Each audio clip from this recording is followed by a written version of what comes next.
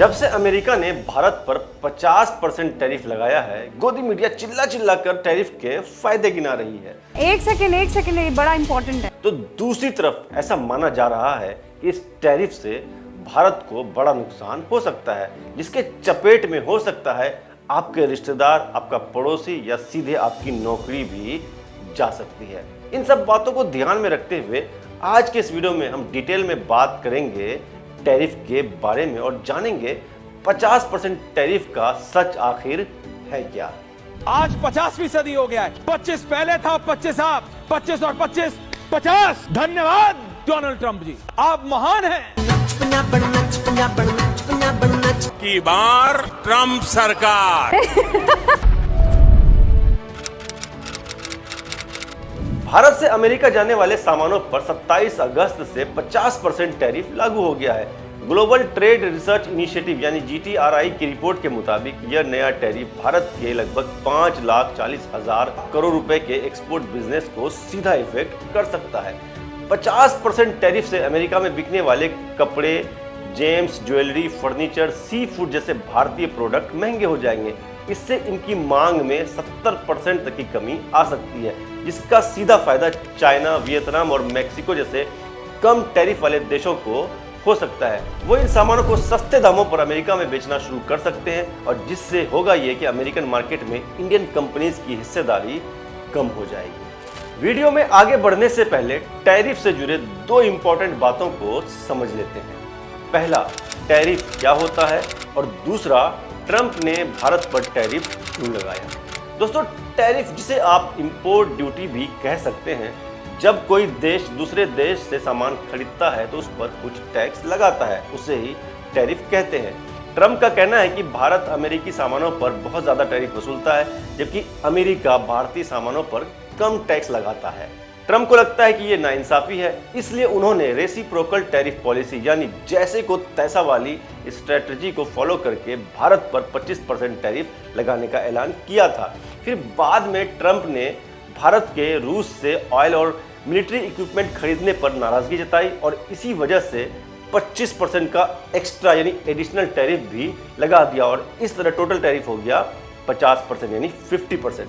अब अमेरिका के इस 50% टैरिफ का असर क्या हो सकता है और उससे हम कैसे निपटेंगे, इसको एक एक करके समझते हैं। अमेरिका के 50% टैरिफ का सीधा असर भारत के जिन 6 सेक्टर्स पर पड़ने वाला है, उनमें सबसे पहले नंबर पर है मशीनरी एंड स्पेयर पार्ट्स यानी ऑटोमोटिव पार्ट्स।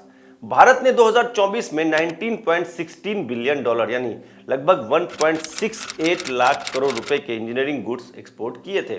इसमें steel products, machinery, automotive parts, electrical machinery और दूसरे इंडस्ट्रियल इक्विपमेंट शामिल हैं।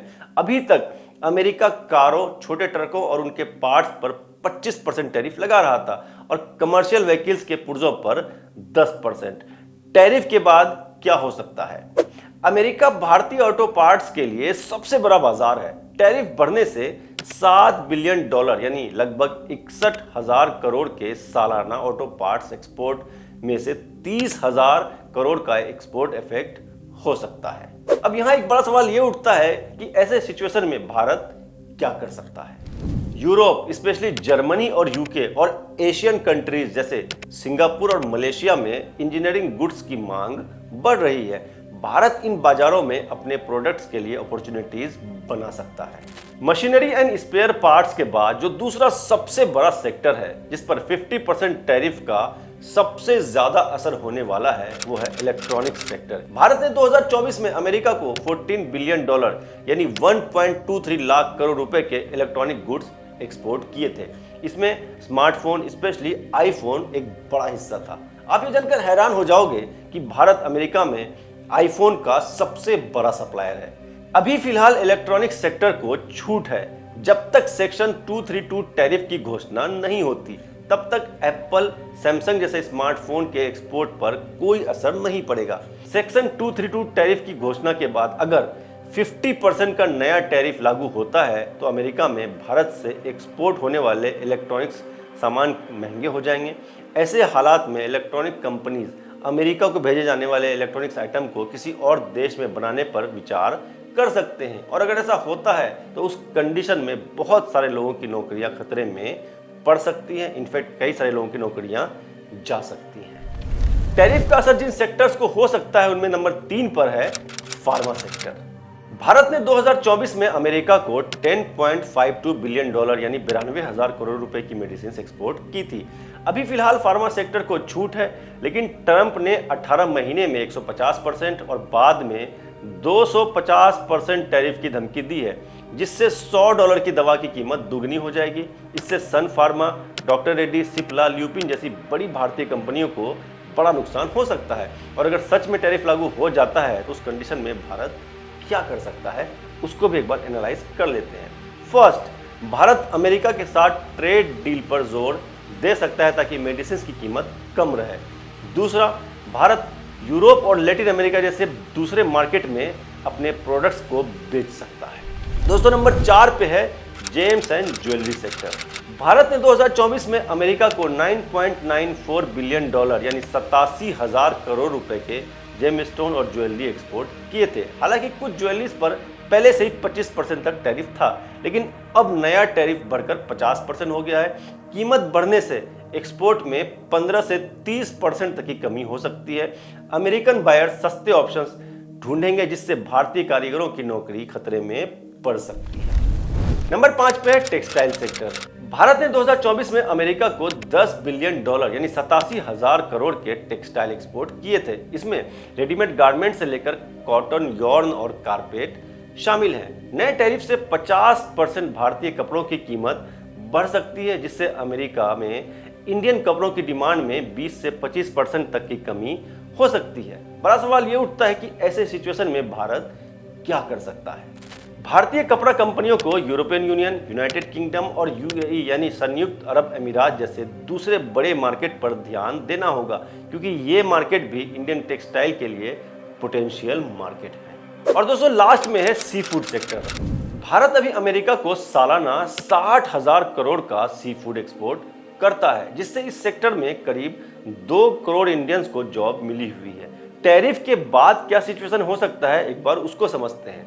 50% टैरिफ से 24,000 करोड़ का बिजनेस खतरे में पड़ सकता है। भारत के कॉम्पिटिटर्स जैसे इक्वाडोर, इंडोनेशिया और वियतनाम बहुत कम टैरिफ पे करते हैं। इंडियन सी फूड महंगा होने से इन देशों के फूड प्रोडक्ट्स की डिमांड अमेरिका में बढ़ सकती है और इसका डायरेक्ट नुकसान इंडियन कंपनीज को हो सकता है। अगर ऐसा होता है तो भारत चाइना और यूरोपियन कंट्रीज में अपने सी फूड प्रोडक्ट्स को ज़्यादा से ज़्यादा एक्सपोर्ट कर सकता है, जिससे सी फूड बिजनेस स्टेबल रहे, सी फूड बिजनेस को ज़्यादा नुकसान ना हो। दोस्तों, ऐसा नहीं है कि ट्रंप के 50% टैरिफ के ऐलान के बाद इंडियन गवर्नमेंट शांत बैठी है।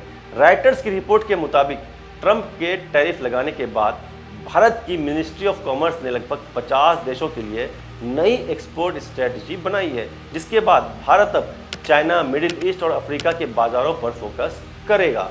आइसलैंड, लिंकेस्टाइन, नॉर्वे और स्विट्जरलैंड के साथ भारत ट्रेड डील कर चुका है।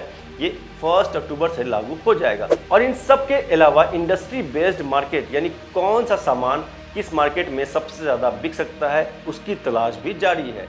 रिपोर्ट के मुताबिक भारत सी फूड के लिए Russia, UK, European union, Norway, Switzerland और दक्षिण कोरिया पर फोकस कर रहा है। वहीं डायमंड और ज्वेलरी के लिए वियतनाम, थाईलैंड, मलेशिया और अफ्रीका जैसे मार्केट पर फोकस कर रहा है।